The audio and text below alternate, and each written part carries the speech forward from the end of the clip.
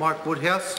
Thank you, Mr Chairman. It's not my normal practice to bring challenge to some of the outrageous things that our friends on the other side say, but I do feel it is important to put some of the more outrageous comments in context. But I can actually solve a mystery. I now know why the media thought that a technical problem with the bill was going to result in MPs' salaries going up more than was expected, and that's because Ian Lees-Galloway told them. He admitted as much in the second reading speech that why the bill was delayed was because the salaries would have inadvertently gone up. Well, he made that up. He made a lot of his intervention up. He talked about the national government thinking that pay rises in the public sector are a bad thing, that I as Minister have no time or inclination for unions. Nothing could be further from the truth. As CEO of Mercy Hospital, I work very closely with the NZNO, the EPMU and the Service of Third Workers Union, and had a very good working relationship with them. They are an important part of the employment relations landscape. And Mr Shaw twisted words as well, which I need to clarify very, very importantly, because he has suggested that what I said was that this bill, when passed, would provide an economic incentive for keeping a lid on public sector wages. That is not what I said. What I said was it would shine a second light on profligate spending increases by irresponsible governments. And I stand by those comments. It means stop spending so much because it's a proper discipline for governments to have. How much?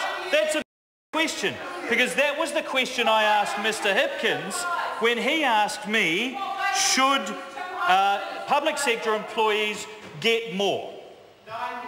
More than what? More than they're currently getting? More than inflation? More than the private sector? More than MPs? More than 4%? It was a rhetorical and stupid question, because we want, and the one thing I will agree with Mr Hipkins is on this, we all want a high wage economy, but one cannot legislate for a high wage economy. One creates the climate to enable businesses to have the confidence to invest and grow and employ and upskill and pay more, and then it gets out of the way and leaves the businesses to get on with it, and the public sector, who I have to say are responsible for the same fiscal disciplines that the private sector are. And we know that the public have had to tighten their belts through straitened times, and they expect the government to do the same. Now, to the mystery of the missing P and Mrs King's challenge, the one technical question I have been asked in the committee stage, and of course that's the purpose of the committee of the whole House.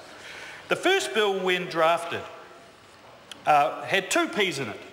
One P referred to personal benefit determinations in the previous year, and the other P led to personal benefit determinations in the current year. Subtract one from the other, effectively, in amongst the algebraic equation. There was an issue in the transition because of calculations in one year that weren't made in the other. So, two P's became one, and that is defined as the sum of the parts. There is no missing P. In the second bill, one P does the work of two. And I think that's a great metaphor for this government. Productivity is up in the P sector. One P is doing the work of two under this government, and I think that's a really good metaphor for this bill. I call Sue Moroney.